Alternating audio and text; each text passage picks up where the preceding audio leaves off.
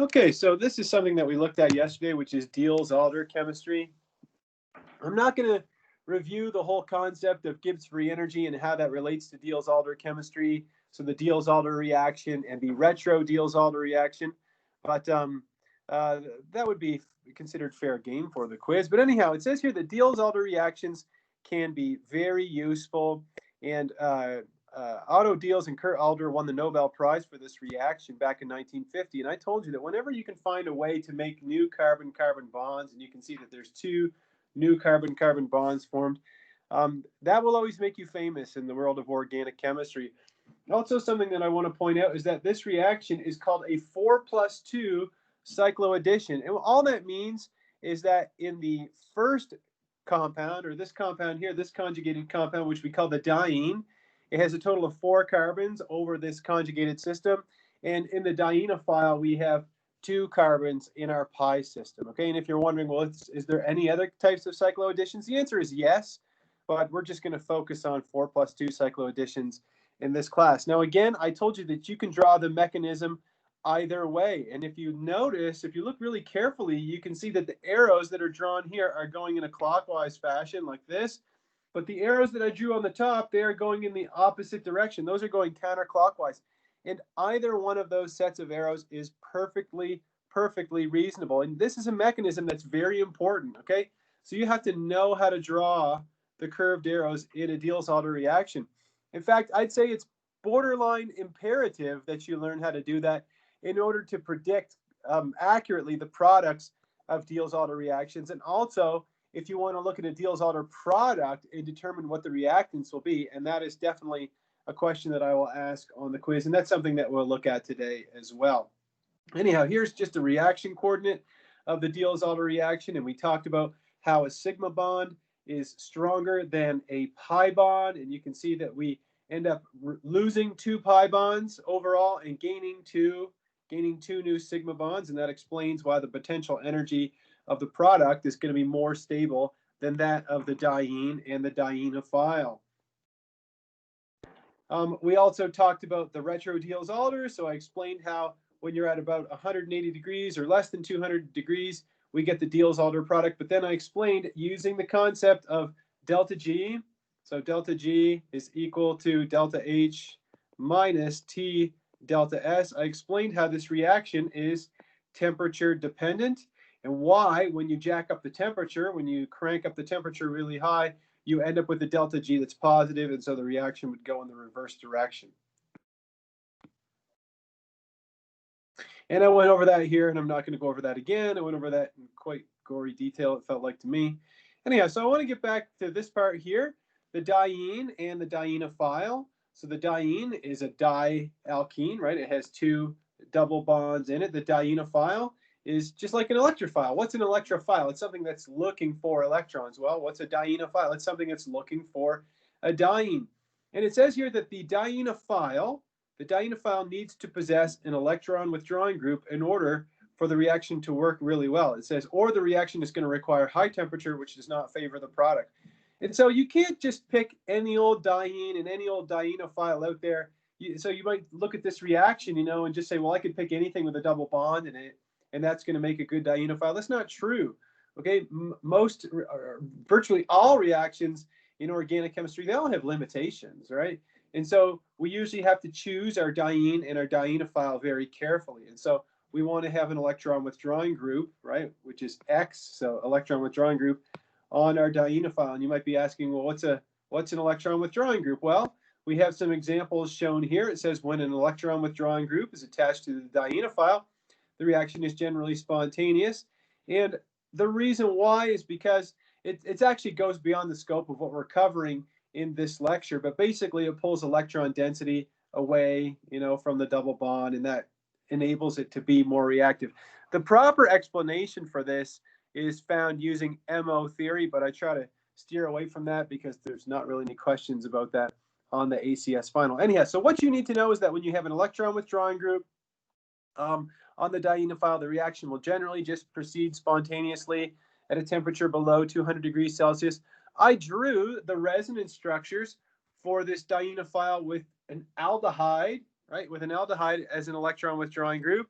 but you should be able to draw the resonance structures for any one of these down here, right? You should be able to draw the resonance structure for the ketone, the ester, the carboxylic acid, the nitrile, right? And you could give that the old college try. You could we could try the nitrile. That's always one that students might find tricky. So if we draw the nitrile like this is the Lewis structure of the nitrile, right? And if I delocalize these electrons up like this, well, carbon can't have 5 bonds.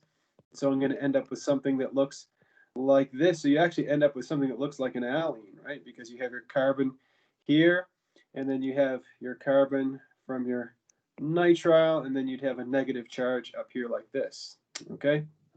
Did I draw an extra double bond where there wasn't supposed to be one? I think I did. There we go. All right, there. Fixed it. Good. Okay, so this would be the resonance structure of the nitrile, of the dienophile, sorry, with the nitrile on it. Anyhow, so you should be able to do all that. And this is kind of where we really ended off, as I was kind of lecturing quickly here, but I said, okay, Diels-Alder reactions are stereospecific, depending on whether you start with an E or a Z dienophile. And you might be looking at these and say, well, come on, Mr. Dion, isn't this cis? That's, you know, isn't this just a cis dienophile, and isn't this just a trans? Well, yeah, you could call those cis and trans the way that they're drawn here, but more generally, if the dienophile is Z, you end up with cis, and if it's E, you end up with the trans product. So those are things to keep in mind, right? So what does that mean? What does cis mean? Well, just to jog your memory, when you make a ring like this, cis means that the two groups, okay, that are on the dienophile are going to be on the same side of the ring. And when they are trans to each other, they're going to end up on opposite sides of the ring. And of course, you would end up with the enantiomer, or the non-superimposable mirror image as well. It says here that also you can use an alkyne as a dienophile. Why not? It's got a double bond, right? It's got two double bonds, right? To have a triple bond. And again, you could draw the curved arrows the way that I have them here. They're going counterclockwise. I seem to be hooked on the counterclockwise. So now we'll get some practice in drawing them clockwise. So I'm going to draw, and the way that I like to draw these arrows is I start on my pi bond like this, and I like to drag the arrow through the carbon where the bond is going to be attached, because I'm forming a bond between this carbon and this carbon. That's these two carbons right here, right? Then for my second arrow, I'll start on one of these, and I put, you know, I draw like this, and that's this carbon and this carbon, okay? And then I'm going to move this pi bond up here like this, okay? And that's these two carbons right here. Okay, so alkynes, and we'll look at examples of those, Diels-Alder. And now it says here that, just talking about the diene, if we just focus on the diene, it says that many dienes can exist in an S-cis and an S-trans conformation. And I told you yesterday that the S stands for nothing more than sigma, which is a single, oops, that's not a very good sigma. I practice my Greek alphabet. Anyhow, a sigma, which is nothing more than a single bond, okay? So you know that there's free rotation about this. In fact, yesterday I held up the model to you on the camera, and I said, well, you can rotate this sigma bond, okay? And this molecule is 1,3-butadiene, okay? But I said that the only time you can get the Diels-Alder reaction to occur is when the diene is in the S-cis conformation, right? So then it can line up perfectly with the dienophile, and you can draw your curved arrows. When it's in the S-trans conformation, it's not going to work. Okay, it's just not going to work because it's not set up properly, and so that bond is going to have to rotate 180 degrees to go back to the S-cis conformation. Now, I also told you yesterday that, or sorry, Wednesday, that the S-cis conformation wasn't stable, right? Because the dihedral angle between these two double bonds is 0 degrees, whereas in here, the dihedral angle between these two double bonds is 180 degrees. Well, anyhow, let's move on from here and see what the next slide says. It says that if you have a diene that's stuck, it's literally trapped in the S-trans conformation, it cannot undergo a Diels-Alder reaction because carbons 1 and 4 are too far apart. And if you look at this molecule right here, you can clearly see that you do have, you know, a conjugated system here, but you see that it's locked, right? There is no, so what do you mean by locked, Mr. Dean? What I mean is that I can't rotate this bond, right? You learned that way back when we talked about cyclohexanes, right? And I held up a chair and I said, well, you can't, you know, you won't be able to rotate. There's no way that you could rotate this carbon to get it to be down here closer to carbon 1. Okay, it's impossible.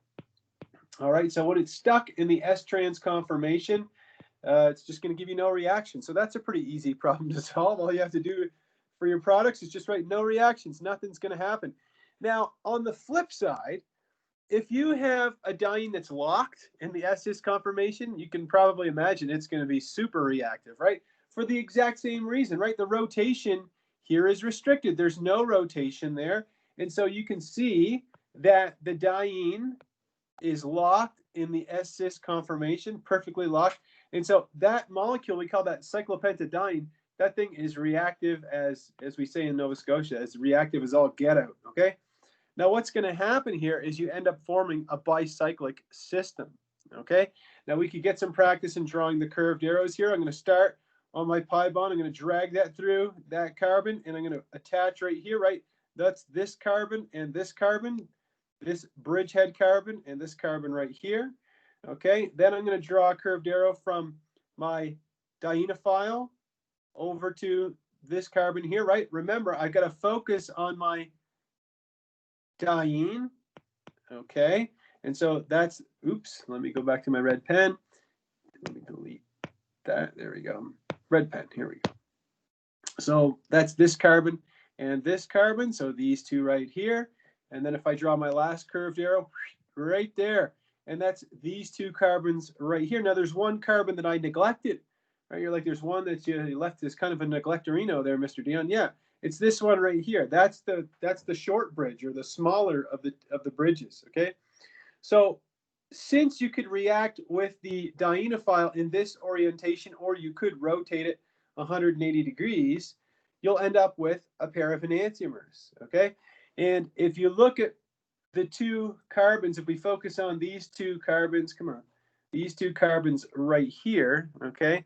Well, since this one is pointing, this X is pointing towards the diene, it's going to be pointing down like that, and I'm going to explain that in a second. We call that the endo position. And since this one is pointing away, it's going to be pointing up, and we call that the exo position. So anything that's in this position here, we call that the exo position, and anything that's down here, we call that the endo position. All right, exo and endo, and don't worry, those are on the next slide, or coming up anyhow. Oh, this is just a comment about cyclopentadiene. It's something, I've never worked with cyclopentadiene in my entire life, okay?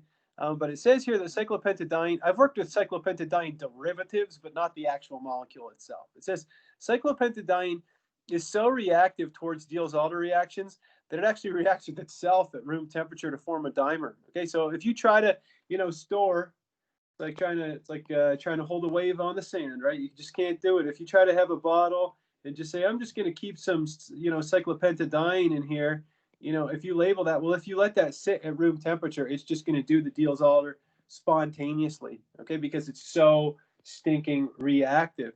And so you end up with this molecule that we call dicyclopentadiene. And I'm going to just throw that out there. Does anybody have an idea? How you would make cyclopentadiene if it just did this reaction spontaneously? It's not a trick question, but you might have to put your thinking cap on. Does anybody have an idea? So if you had a bottle of, cyclopentadiene and it all formed, yeah, Sean says, heat it up. Yeah, keep it hot.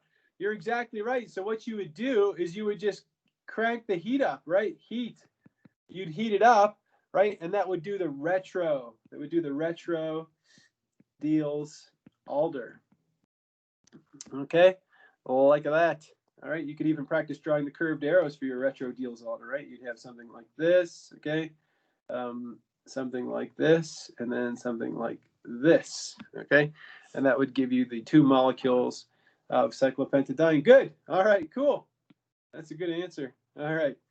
So let's define more about that endo and exo thing that I was just talking about. It says here, when a bicyclic system forms, the terms endo and exo are used to describe functional group positioning. So the functional group that we have here is an aldehyde. We have an aldehyde here, right? And remember that since these are cis or Z, since they're on the same side, they're going to end up in the same side in the final product. Now, there's two possibilities. I can either end up with both of the aldehydes pointing down like this, and that's what we call endo, and that is in fact going to be the major product, okay? Major, okay? And then I'm going to end up with the aldehydes pointing up like this, and I call that the exo product. Now, where do the words endo and exo come from? Well, it says here that, you know, you have the small bridge, right? You have the bridge with one carbon, and then you have the other bridge with two carbons here, right? So this is a bridge, and this is a bridge. When the groups, when the electron withdrawing groups, okay, these two groups, when they are syn to the larger bridge, which means basically all you have to know is that they're on the same side as the larger bridge, right? See, they're closer to this, okay, than they are to this one here. We say that we call that the endo position. And when they're anti to the larger bridge, okay, we call that the exo position. Okay, so you could just say it's farther away from the larger bridge. Now, if you want the Coles Notes version of this, which I know some of my students really like the Coles Notes version, and there's no problem with that, all you need to know really is what's called the Endo Rule. And that is whenever you have a cis or a Z alkene like this with your electron withdrawing groups, of course, on the same side, you're always going to get the endo product. Now, that might be counterintuitive, right? You might think, okay, well, those are maybe they're going to be more sterically hindered because they're closer to a bigger bridge, right? But there's a good explanation as to why the endo product predominates. Now, it's a complex explanation, but I'm going to get to it in a second here. So this is the summary. It says the electron withdrawing groups attached to dienophiles tend to occupy the endo position. Often the endo product is the only thing that you get from a Diels-Alder reaction. And here, I think up here is the explanation. So this is the explanation. I mean, this is something that, you know, you could really yammer on about this for a long time. But in organic chemistry at this level, we don't spend a lot of time focusing on MO theory, which is molecular orbital theory. But the nuts and bolts of it is this. It says the endo transition state. Let me underline highlight what's the most important part. Benefits. So the endo transition state benefits from a favorable interaction between the electron withdrawing groups and the developing pi bond. Okay, so here's your diene. All right, here's the diene. This is cyclopentadiene on the top. The reason they have dashes is because they're showing the bonds being formed and broken simultaneously. Here's our dienophile. Okay, there's the dienophile. Now, you see how the two aldehydes are actually pointed in towards this part of the molecule, right? It says here there's a favorable interaction between the developing pi bond. Here's the developing pi bond right here, and the electron withdrawing substituents. So here are the electron withdrawing substituents. So there's actually, and I'm going to butcher this, I know, but there's a developing pi bond here, right, which isn't formed yet, and then there's p orbitals here as well, okay? Now this is the real, you know, kind of hammer and tongs explanation, but it'll suffice. And basically there's a favorable overlap between these orbitals that stabilizes this transition state, okay? And that is why you get the major product being the endo product. And it says here, they keep it really simple in this book. It says in the exo transition state, you don't get that, okay? Because the forming pi bond here is too far. Well, it even says it right there. Why am I rewriting it? Okay, so that's give me a thumbs up if you think you could remember the endo rule. I'm not going to ask you, oh, give me your essay on the endo rule. Please provide a whole poster on why it happens. No. You just have to know. Somebody says, even if the exo product is formed, would aldehyde cause too much strain on the small bridge in that position? No, in fact, it wouldn't, Andrew. And if you want to prove that to yourself, you'd have to make a model. Okay, you'd have to make a model to really, kind of get the idea there. In fact, I think if you make a model, you'd see that it's actually a little less strained. And it might not be abundantly clear by looking at the picture, but it's actually even a little bit less strained than when it's in the endo position. All right, kind of things that, you kind of get into dirty detail to figure all this stuff out, to analyze it, really in depth, but you got to take my word for it sometimes. Anyhow, it says here the endo transition state is lower in energy, and so the endo product forms faster, right? And the reason the activation energy here Where's my pen? The reason the activation energy here is lower is just because of the favorable, I'll put here, since, no, that's therefore. What's since? This, since favorable interaction. Nothing more than that, okay? Because of that favorable interaction between the electron withdrawing groups and the pi bond that's being formed, you get a lower activation energy than, I'm really talking too much about this, than the activation energy that results in the exo product. Okay, there we go. All right. Dun, dun, dun, dun. Okay, so Diels-Alder Regio Selectivity. It says here only one regiochemical outcome. So let me just back up here. You see the endo and the exo transition state, right? So Andrew, what you were asking, I think, and it's hard to tell by teams, but I think you're talking about the exo. Is it causing too much ring strain? Well, it says here that the exo product is in fact even more stable, right? But it's because of the activation energy that the endo product is going to prevail. So that is proof that this is actually going to be less strained, okay, than the endo position. Okay, good. All right, thanks for the thumbs up. Good. Whatever we can do here to try to understand Diels-Alder chemistry. By the way, I don't consider myself an expert in Diels-Alder chemistry. You know, enough. I mean, I did some in my life, but when I was in graduate school, there was a professor that I didn't work with at all, but I really admired him. I took a class with him, and he was a real expert in Diels-Alder chemistry, and it was kind of fun to see how different people, you know, different chemists have, when you get into really big molecules, everybody's kind of got their own angle that they want, their own spin that they want to put on everything. So whenever I took a synthesis class with him, and we were talking about synthesizing natural products, and we had to come up with proposals, and it seems like every time we had to come up with some kind of proposal, he would come up with his own. And of course, his were better than everybody else's, but it would always invoke some kind of Diels-Alder chemistry. You know, he's like, oh, we just do a Diels-Alder, you know, we would do a Diels-Alder, you know. So he was really hooked on that kind of chemistry. But why? Because he knew it frontwards and backwards. He knew the limitations. And so, yeah, anyhow, let's talk about regiochemistry. I'll give you some interesting information here. Is that when I first started at UCCS, I used to teach from the second edition of this textbook. And this part here about Regio Selectivity of Diels-Alder, I remember reading the book and I'm like, how come he doesn't mention Regio Selectivity? And I guess I wasn't the only person who asked that question, because David Klein put it in the third edition.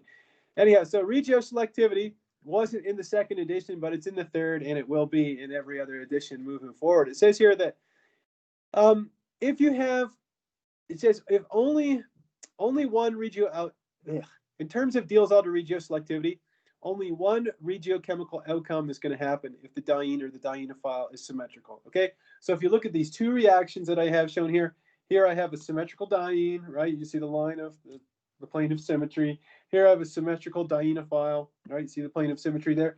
Whenever you have that, you don't have to stress about Regio Selectivity one bit. Okay, don't even think about it. Just be like, I'll just draw the curved arrows and move on with life. Yep, no problem. See, draw our 3 arrows for our cycloaddition. Good. We could even draw them in the opposite direction for this one here. Okay, so something like that, or maybe I could fix that arrow since I like to drag them through my carbons. Okay, nothing wrong with that. These are perfectly legit answers. I give them 100%. But hold on, hold the telephone. It says here, if the diene and the dienophile are both unsymmetrical, then 2 regioisomeric products are going to be possible. Okay, so in this case, you have both the diene. You see that there's no plane of symmetry there, right? It does not exist. Okay, and there's no plane of symmetry in the dienophile. And so you have 2 possibilities, right? If you have them aligned like this, okay, that's going to give you this product. And if you had the dienophile aligned like this, so like this, then, you know, if it was aligned in that direction, then you would end up with this product. And so it tells you that what I have circled in the red, it says that when the dienophile, when it approaches the diene, it's actually going to approach in this orientation that's shown right here, right? That's the major orientation. And there's a good explanation for that. And trust me, it's a very reasonable explanation that you'll all be able to sink your teeth into, and you won't have any questions about why it happens. It says here, it can be the major product in terms of Regio Selectivity can be predicted by considering the charge distribution, okay? So, hey, where does this go back to? Chapter 2, right? What did we practice in Chapter 2? Drawing resonance structures. So if you draw a resonance structure of this diene, you'll see that you can put a negative charge on this carbon right here. So what does that mean? That tells you that there's a partial, maybe I should use blue. It tells you that there's a partial negative charge here, right? And there's a partial positive charge in your diene, okay? Let's look at our dienophile. I even drew this resonance structure earlier on Wednesday, and you can see that you can put the positive charge right here. So that tells you that there's a partial positive charge here, right? And there's a partial negative charge here. Now are you getting it? The reason why you have to flip this around is because you want the favorable electrostatic interaction, right? You want the partial negative to interact with the partial positive. Aha! So it says here, consider the location of the partial charges and the attractive forces that result, right? The attractive forces or the electrostatic attraction, whatever you want to call it. It says here that the alignment of the electrostatic forces results in a lower energy transition state and the major products can be formed faster. So this is explained not using sterics, but explained using electronics. Kind of cool. Give me a thumbs up if you follow me on this. It's not meant to be, you know, some kind of destroyer or something. It's just opposites attract, and you have to be able to draw resonance structures. All right, cool. Thanks, Chris. Okay. All right, good. Thank you, Kylie. Good. Excellent. All right, perfect. There we have it. Where are we? So I have more slides about this right here. Okay, so let's 16.13. Who wants to try some sweet practice problems? In fact, you guys, that covers all the content that you have to know for this chapter. Okay, we finished the content. We're done. Now we're just going to get some good practice in. Okay, so let's try drawing some of these products. It says predict the products for each of the following reactions. Okay, I'm going to start with C, and I'm going to need, you know what? Let me just redraw these. It would be easier. Do you guys, I think you guys probably have the slides. So let me just use a blank PDF. Do I have any room left in this? Oh, good gravy. All right, let's just draw them here. It's just easier. There we go. So 16.13 C is where we're starting. Don't look at the solutions. Okay, so here's our dienophile. This is 1,3-butadiene, and we're adding this dienophile like this. Okay, there we go. Okay, you can see that we have 2 electron withdrawing groups, right?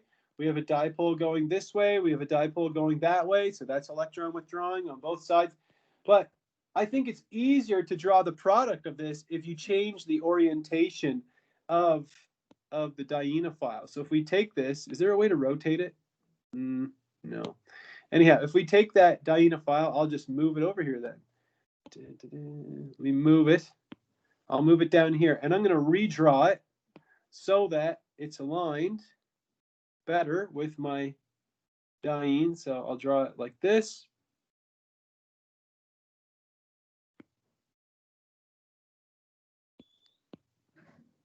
There, like that. It's not perfect, but it'll do. And so now we're going to practice drawing our curved arrows. You've got to be able to draw the curved arrows for these reactions in order to be able to predict the products correctly. So you can, and if you're like, well, which double bond do I start on, Mr. Dan? It doesn't matter. Let's start here if we want. Look, we're going to start here. Let me fix that. We're going to start here, make a bond here. We're going to make a new pi bond. We're going to break this pi bond and form a bond like that. And so we're going to end up with a 6-membered ring. So let's draw what that 6-membered ring would look like. Well, it's going to have 6 carbons in it. I'm going to have a double bond right here. So I have a double bond right here. And remember that since these groups, okay, these 2 groups are E to each other or trans, either way you want to define it, that means that in the final product, they're going to end up on opposite sides of the ring. So that means that I'm going to draw one of those acyl groups. So one of those groups, I've got my carbonyl and my methyl going up, and the other one, I'm going to draw it going down like that. Okay. Now, besides this product, will I get another product besides this? It's kind of a tough question, maybe at 8:30 on a Friday. But could anybody tell me, would there be another product formed here?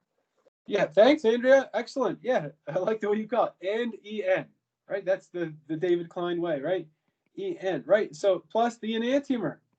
Not only would you get this product, you would get the enantiomer. Excellent. Okay, well, let's try D. Okay, and this one, I'm just going to draw in the correct not B, D. And I'm going to draw in an orientation that's just easier for me to solve the problem. If you don't have to do it, no problem. If you just, you're like, I'm already an expert at this chemistry, I'll just draw it however I feel like, no problem. But I like to orient the dienophile like this so I can draw my curved arrows very easily. We could even start here and go in this direction. It doesn't matter. There we go. This time we're going counterclockwise. We'll draw something that looks like that. Okay, we'll draw our arrow, and we're going to end up with another six-membered ring. Can anybody tell me how many pi bonds will there be in my six-membered ring? Not a trick question. Mr. Dion hates trick questions. Thank you. Yes, Adriana's nailed it. It's going to be 2, right? I'm going to have a pi bond here, and I only broke one of the pi bonds in the triple bond. So I'm also going to have a pi bond here.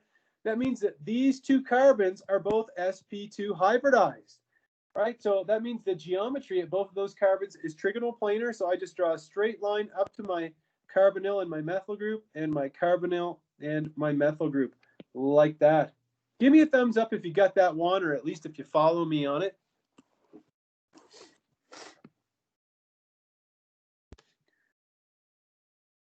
All right, good, excellent. Remember, this isn't like, and I think that most of you, probably 90% of you, had me as an instructor way back in January, back in the good times.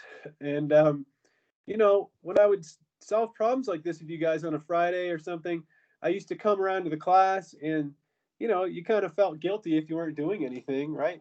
And when we're online, you could maybe have the Flintstones on in the background or something like that. And I'm not judging. I don't know if anybody's doing that.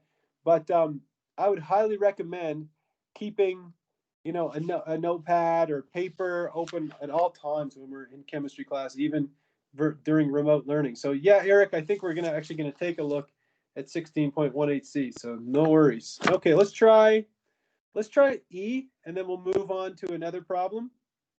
So let me get the pen out here. So we'll do 16.13e. So we'll draw our diene like that. And our dienophile is this cool molecule. Here we go.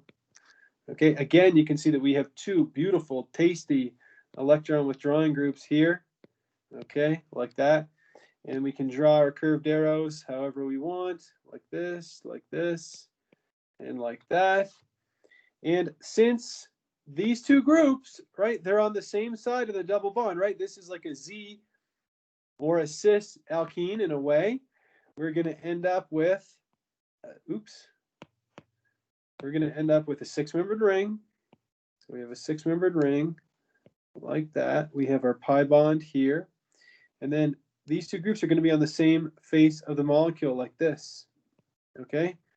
Like this. Now, it might be a knee-jerk reaction for you to say, okay, well, they're both going to be pointing up, and then I'm also going to have the product where they are both pointing down like this. Okay? Could anybody tell me what the relationship is between these 2 molecules I'm putting inside this black box? What would the relationship be between, yeah, Eric says they're the same. Yeah, they're identical. So Sean, what I was asking is, what's the relationship between the 2 molecules? So they're identical, right? So I can just, so these are identical. And Sean said, well, the reason they're identical is because they're both meso, right? Yes, this is a meso compound. Meso, right? Because these are chiral centers, right? But there's a plane of symmetry through the molecule. Okay, so you'd literally get one product, okay? This is it. That's all you'd get is one product. Remember, this is the same thing, so it doesn't matter. Okay, let's take a look at 16.16. So I'm going to go back to my slides here for uno segundo. 16.16. Come on. My daughter's in Spanish school right now, so I'm really trying to learn Spanish with her. It's really fun. Anyhow, 16.16, it says rank the following dienes in terms of reactivity in the Diels-Alder reaction. So if I label this one A, I'll call this one B, and I'll call this one C. Could anybody tell me which one of these would be most reactive? We'll start there. Most reactive. Which one would be most reactive? Adriana says B. Francisca says that. Andrea, I tend to agree with that. Yeah, I think that B is going to be the most reactive. Right, why? Because the diene in this one here is, we'll put it here, we'll say locked in S-cis conformation. Can anybody tell me which one of these would be the least reactive? Again, not a trick question. There's one of these here that's just, no, exactly. A, not going to work. Right, thanks, Andrea. A won't work at all. Could anybody tell me why A just, I can tell you, you won't get any Diels-Alder product from A? I mean, it's a nice molecule. It's cool. But you won't get any product. Is anybody out there? Yeah, okay, good. Thanks, Kevin. Thanks, Sean. Thanks, Emmy. Yeah, so my students are all saying, because the reason it won't work is because it's locked in S-trans conformation. Right? You can see how these two bonds they're trans to each other, okay? And you can't rotate around that carbon-carbon bond, that sigma bond. And so that puts C somewhere in the middle. So C is going to be somewhere in the middle. Now, the thing about C is this, is that there is free rotation around that bond, okay? If you were to rotate that bond, you'd end up with this. So let's just draw what you'd have.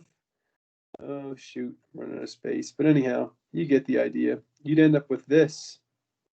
Okay, you'd end up with this molecule, which is fine, which is a fine molecule. But the problem with this, and I mean, you probably could get it to react, is that it's really going to be unfavorable. In fact, if we draw an equilibrium, maybe we could do that. The equilibrium is going to lie hard to this side and only going to have a little bit of that product, or that, I shouldn't say product, that conformation. And the reason why is because it's so sterically hindered with those two methyl groups like that, okay? And these ones are also going to be sterically hindered too, right? When you have them in this orientation, you kind of eliminate some of that steric hindrance. Okay, that's a pretty good one. You can see how that would be an easy multiple choice question to come up with. Let's try 16.17.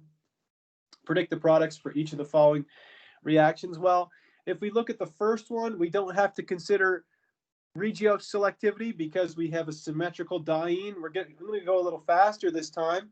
Draw my curved arrows like this, and like this. But now we're going to end up with a bridged system, a bicyclic system. And you got to practice drawing these at home, and you're probably not hearing it from the world's foremost artist of bicyclic systems, but I'll give it a try. So the carbons that are in the 5-membered ring are like this. Okay, those are the 5 carbons from the cyclopentadiene. Okay, and you're like, well, where are the other carbons? Well, here's my double bond. Then I'm going to have a carbon bond going this way and another one going this way. And those are the bonds to these 2 carbons right here. Okay, and then I'm going to have my electron withdrawing group. In what position is it going to go into? Is it going to be pointing up like this? I'll call this position A. Or is it going to be pointing down like this in position B? Who could tell me which position should that aldehyde be in?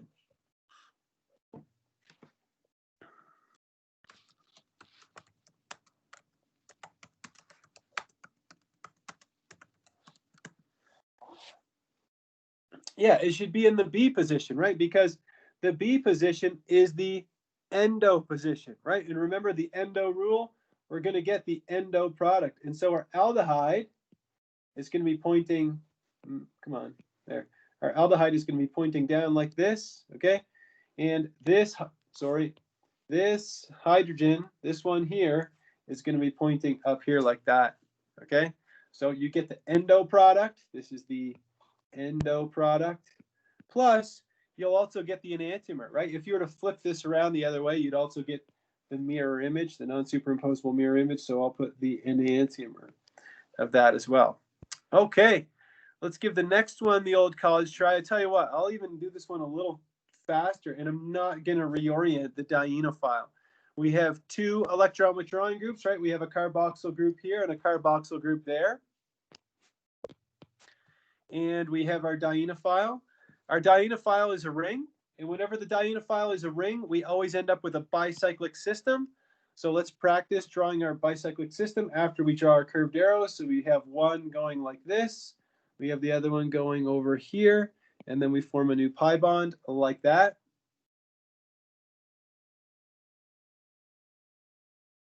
And we have our bicyclic system. So I'll try to draw it again.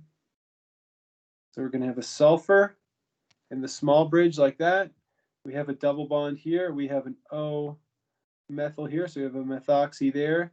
We have a methoxy here. We have these two carbons like that. And since they're trans, right, since those two carboxyl groups are trans, one of the carboxyl groups is going to be pointing up like this, and the other one is going to be pointing down like that. And then I'm going to have the hydrogen up and a hydrogen down like that. I'll remove those hydrogens. Okay. Would I get another product from this besides what I've drawn here? Is there another product?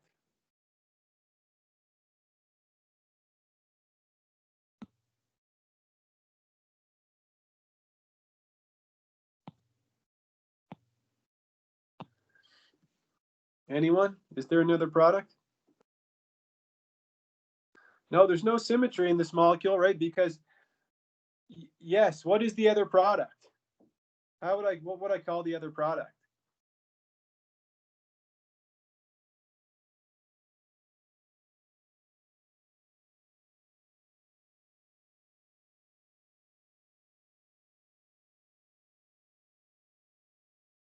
The other product would be the enantiomer. Exactly. Okay, enantiomer. Okay, if we go back to the first problem, okay, the reason why you get an enantiomer, and the reason I'm choosing the first one is because it's just simpler to draw, is if the dienophile was oriented in this position, right? If the dienophile was oriented in that position, you would end up with this. You'd end up with this compound, okay, where the aldehyde is pointing down like that. If you take this and rotate it around, these are enantiomers of each other. These are mirror images. Mirror images. Okay? And the way you would do that is you put an axis like this and you rotate it around, okay, 180 degrees, and you'd see that those are mirror images of each other. Okay? So the same thing applies for this molecule that we've just drawn. Okay? It also has a mirror image. All right, let's give the next one a try. This one we don't have to worry about Regio Selectivity. We only have one substituent, so we're going to get the endo product, right? The endo rule. So we're going to start by drawing our curved arrows like this. We're going to draw the next one like this, and then draw this one like this. I'm going to end up with a bicyclic system because my diene is a cyclic molecule. And so if I draw my bicyclic system, it's going to look something like this. I form the double bond down here.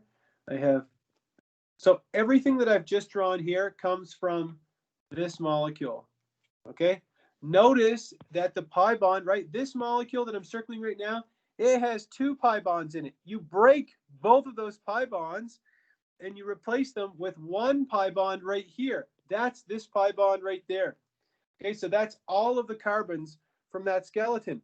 I'm only now going to add in the bicyclic system these two carbons, right, from my dienophile. And so I'm going to complete my six-membered ring like this. 1, 2 carbons.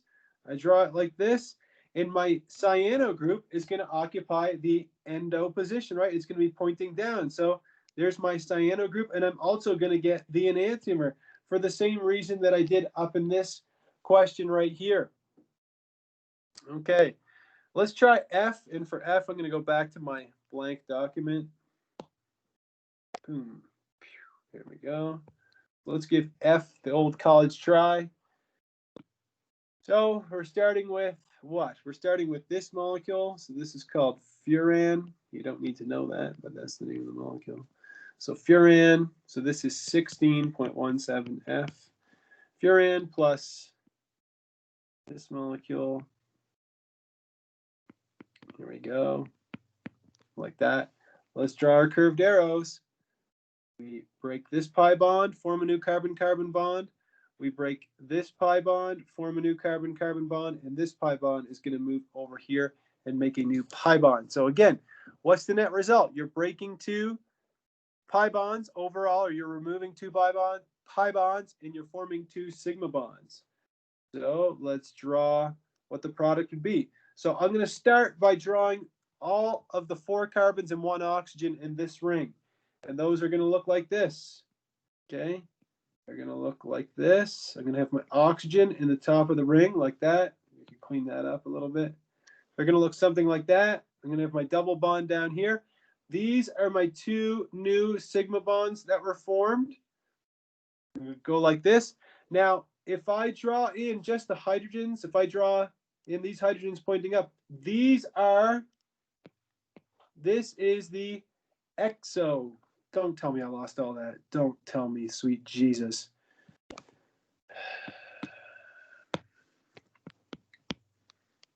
I'm going to call Steve Jobs. It's almost Halloween, right? Okay.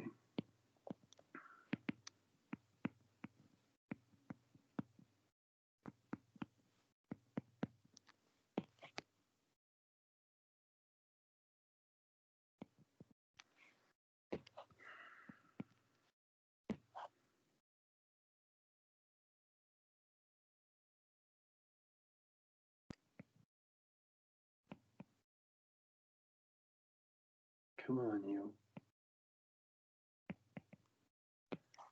Mr. Dion doesn't have a lot of patience for...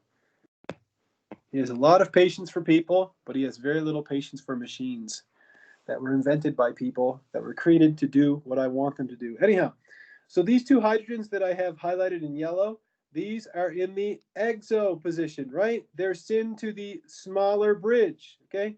They're syn. So that means I have 2 more positions down here and down here. These are the endo positions. And down here is where I'm going to have my 5-membered ring. So let me fix this one up just so I can draw it a little neater. So it's going to look something like this. Okay, and then I'm going to have a carbonyl like this and a carbonyl like that. So this, all of this spinach here is in the endo position, right? Because it's syn to the larger bridge, right? This is the small bridge. This is the, am I missing a pi bond? Yeah.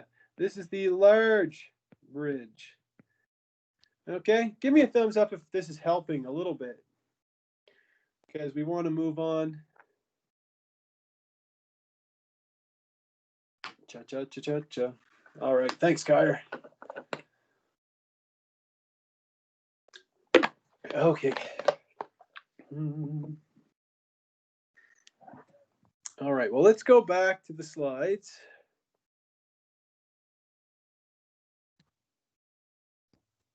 Go back to our questions and take a look at 16.18. Eric, is one of these 16.18 the one you wanted to look at? The first, second, or the third one?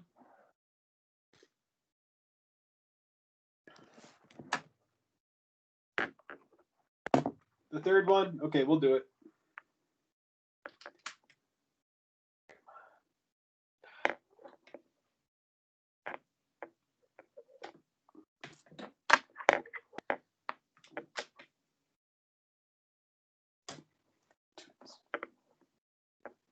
Sorry, my MacBook's not charging.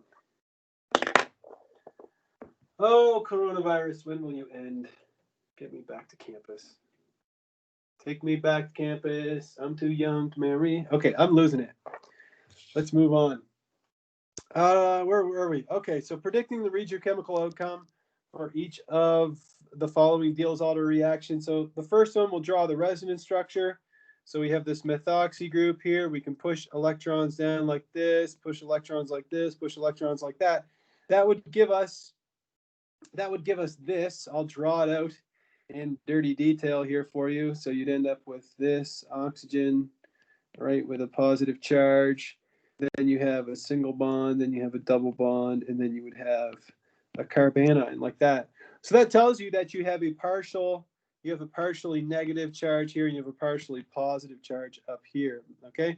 And with the aldehyde, well, it doesn't really help me since I don't have the carbonyl drawn out explicitly, but I showed you earlier on, in fact, I showed you yesterday that here we have a partial positive charge, and here we have a partial negative charge.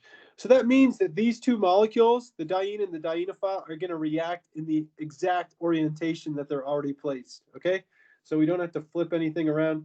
And so just in the interest of space, I'm going to erase all of this like that, like so.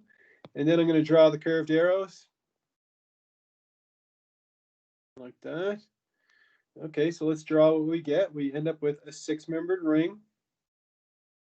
We're going to have a pi bond here. We're going to have a methoxy group up here. And then we're going to have our aldehyde over here, CHO, like that. Okay. You could try, I'm going to go do the next one a little faster. The next one, we have a delta positive here. We have a delta minus over here. In fact, I drew that earlier today. Here we have our delta minus, and we have our delta positive. And so you can see that we're going to get an electrostatic attraction, so I don't need to change the orientation here at all. And so I can draw my curved arrows like so. 1, 2, 3, like that. We're going to end up with a 6-membered ring. 1, 2, 3, 4, 5, 6, like that. I'm going to have a double bond here with a methoxy attached to it like this, and I'm going to have my nitrile up here. All right, so this is the one you wanted to try, Eric. Let's give it the old college try. Maybe I'll move this one up a little bit. Okay, well, in this one, if we draw the resonance structure, I have a lone pair here. I can push this down, and then I could push the electrons up like this, so that I would end up with the representation or the resonance structure having a negative charge here and having a positive charge on my oxygen like that. And then for this dienophile, I have a triple bond and I have an ester, okay, like this. Same thing, I can draw a resonance structure like this, okay, which will give me something that looks like this. So I'm going to have this and this, and my alkoxide here, like that, okay, and then I have a positive charge here. So that tells you that you have a partial, let me remove these. That tells you that in the dienophile, you have a partial negative here, and you have a partial positive here for this one. So that means you're going to have to take this molecule and you're going to have to rotate it 180 degrees, okay? All right, so let's draw. I'm going to erase all this. I'm going to take all this and delete it. And I'm going to redraw the dienophile in the other orientation. So pointing down like this. CO2 ethyl. And now I'm going to draw the curved arrows. You're going to have to forgive me here. I'm going to draw really long curved arrows. To the land of the free. All right, like that. And then my product is going to be bicyclic, right? Because my diene is a cyclic structure. So I'm going to start by drawing the 5 carbons from my diene like this. I'm going to have my double bond here. I have my O ethyl over here. I have 2 bonds like this. And now I have a double bond here, like that. And I don't have any endo or exo rule to worry about because both of these carbons are sp2 hybridized. And so my ester is going to be pointing down like this, and I'll just put CO2 ethyl like that. All right. Does that clear it up, Eric, a little bit? Cha? Let's see here. Yes, good. All right, perfect. Okay, didn't I have another problem that I wanted to look at? No, I guess is that it? Or did I put another one in? Yeah, let's try these ones too. 16.42, it says predict the products for each of the following Diels-Alder reactions. Let's see here. So I mean, you can do these any number of ways if it helps you. So if you're really struggling at this point, if you're like, jeepers, I'm still not 100% sure, it might help you to orient the dienophile, you know, and show that you have the CO2H, right, and show that these are trans to each other like that. And then you could draw the curved arrows and say, okay, well, I'm going to have a curved arrow here. I form my new carbon-carbon bond like this, okay? But now your bridge system is going to be part of this 6-membered ring, right? Everything that we looked at before always had five atoms in the ring. And so now we've got a 6-membered ring system. And that will look like this. It'll look like this. So we have 1, 2, 3, 4, 5, 6 carbons in the ring like that.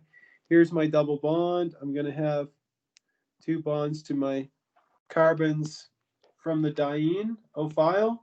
And since those 2 carboxyl groups are trans to each other, one of them is going to be pointing up, one of them is going to be in the exo position, and the other one's going to be in the endo position. And of course, I'm also going to get the enantiomer to that compound. All right, so that one looks good. Let's do the next one. The next one, again, we're starting with a dienophile that is Z, right? So that means we're going to follow the Endo Rule. Both of those groups, the nitrile and the carboxyl, are going to end up on the same side of the molecule. Okay, they're both going to end up in the the endo position. And I'm going to draw the curved arrows without even reorienting anything here. So I'm going to start like this. I'm going to draw a curved arrow like this, draw another one like this, and this one inside like that. I'm going to have a 5-membered ring, a small bridge, the 1-carbon bridge, my bonds to my dienophile. And I'm going to have both of those groups pointing down, both the carboxyl and the nitrile. And of course, in this case, I'm also going to end up with the enantiomer. All right, the next one, you can see that our diene is in the S-trans conformation. And so we're going to have to rotate this bond around like this to get it in the S-cis conformation, which would look like this. So I'm just going to do that here. It's going to look like this. Okay. And now we can react that with the dienophile. And I'm going to even redraw it again. I'm going to try to redraw it. I'll just redraw it here. So it'll look like this and this.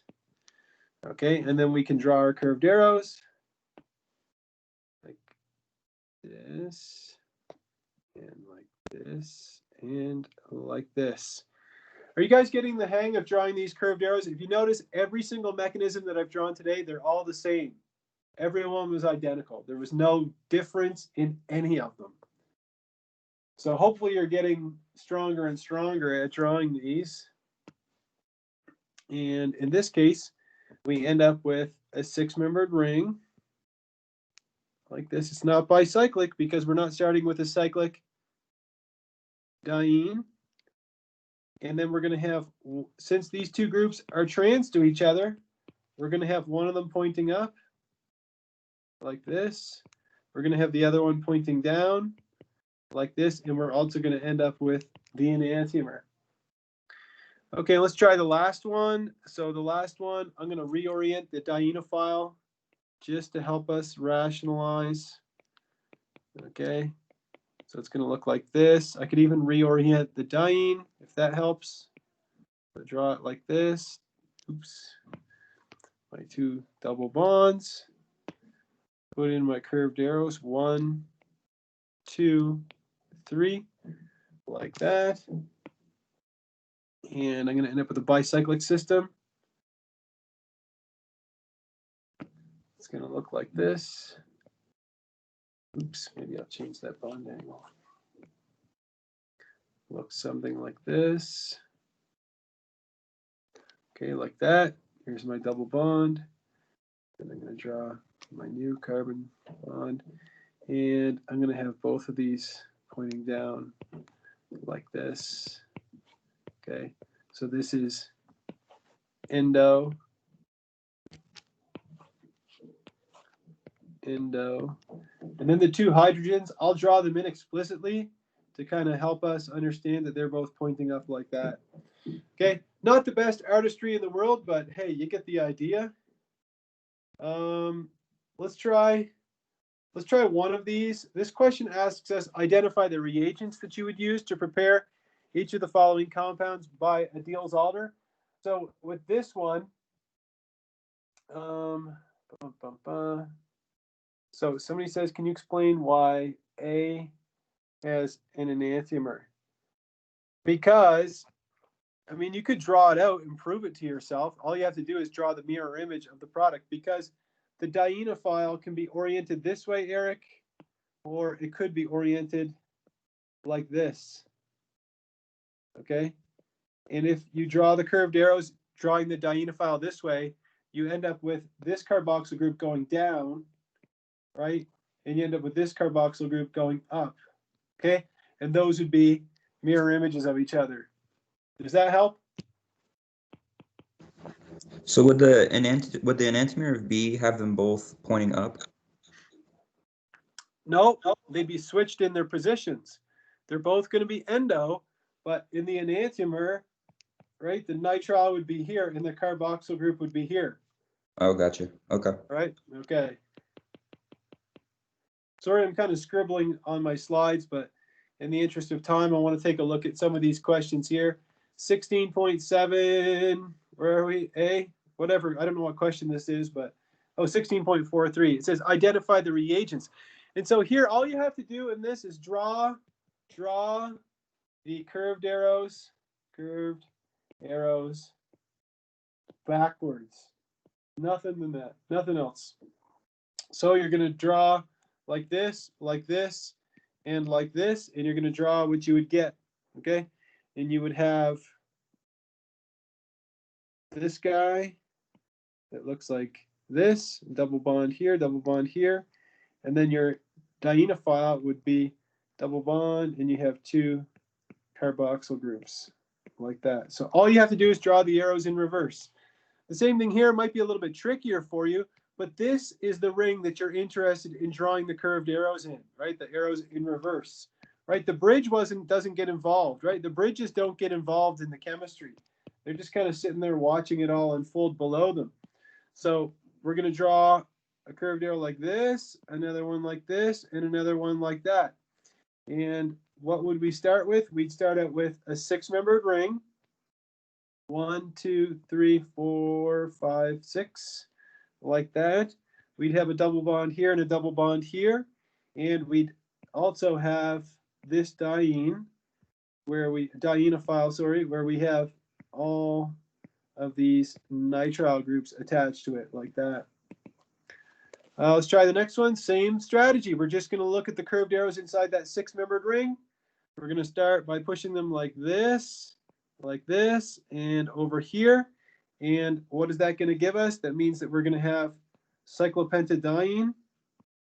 So we would start with cyclopentadiene, and we'd start with a dienophile where we have the two aldehydes on the same side, like that.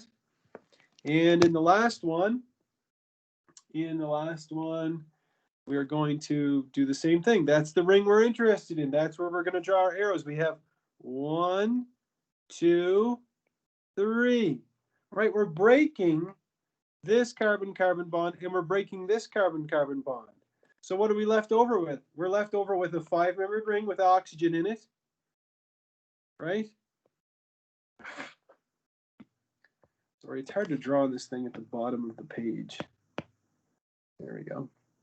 You're going to end up with this 5-membered ring like that. Plus, you're going to end up with this compound that you've seen a bunch of times.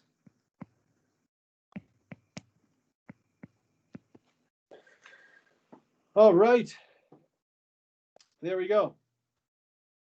And then we have 7 minutes left. Somebody said to look at 16.6C. So let me go back and find that one. 16.6C. Do I have it? Yeah, right here. So let's switch over here and we'll look at question. This is question 16.6C. It says that we start with this compound.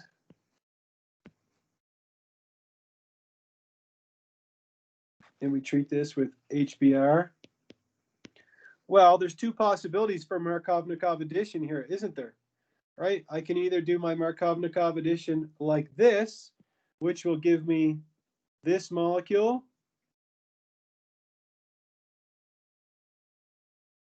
Or I could take this molecule. I'll just redraw the whole dang thing.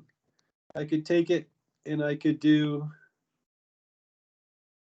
you know what, let me move it down quite a bit. I could take this molecule and I could also do this. So there's my HBr. And I could also do the Markovnikov addition here, right? Both of them are perfectly legitimate. They're both Markovnikov additions. They're both following the rich get richer rule. And I would end up with this compound, that carbocation. Well, if I look at the carbocation at the top, I see that it has a resonance structure because it's an allylic carbocation. We could draw that resonance structure like this, and we will end up with this carbocation where we have our double bond here. We have our gem dimethyl, and we have our carbocation there. Let's do the same exercise with the other one. It's an allylic carbocation, so I could draw a curved arrow like this, and we could draw the other structure, the other resonance structure. So I'm going to have my double bond here and have my positive charge up here like that. Now, both of these carbocations can be attacked by my nucleophile, my bromide. So I'll have the bromide here, and I can attack, do the nucleophilic attack here, and I can do the nucleophilic attack here. The same thing is going to happen down here with these 2 carbocations. I put my bromide, and you're like, Mr. Dion, this is a lot of products. You're right, okay? I could have my nucleophilic attack here, or I could have my nucleophilic attack here. And so that's going to give me a lot of products. It's going to give me 4 different products at a minimum. So I'm going to end up with this product, okay? Where that bromine is, that's a stereocenter. And so I'm going to end up with the enantiomer. So this will be racemic. I'm also going to add my nucleophile here. And so I'll end up with this product. And here's my bromine like this. That's also a chiral center. So this is also going to be racemic. Down here, I'm going to end up with this product where I have my bromine here. This is going to be racemic, and I'm also going to end up with this compound, which is also going to be racemic. All right, and so you end up with a total of 4 racemic compounds. So that gives you really a total of 8 compounds. Okay, so is it just me, Jerry, or is that a lot of compounds? That's a lot of compounds. Okay, but that's the solution to the problem. Somebody says if there's no temperature restrictions, we would get all products. Yes. Even when there are temperature restrictions, Adriana, you're still going to get all products no matter what. Okay, so that brings us to 9:13. Remember that I will post an announcement with the instructions for quiz 16, which will be taken using Wiley+.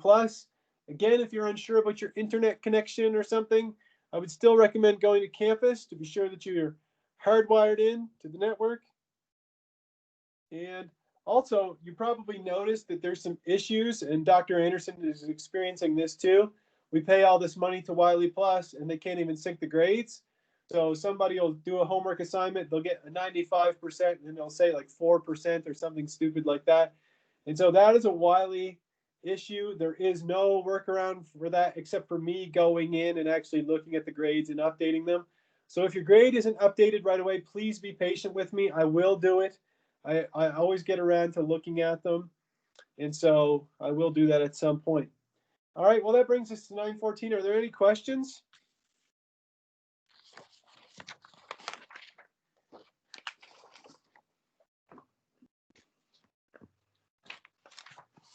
Okay, well, if there's no questions, I'm going to sign off for now. Again, I will post this video to my YouTube channel for your perusal.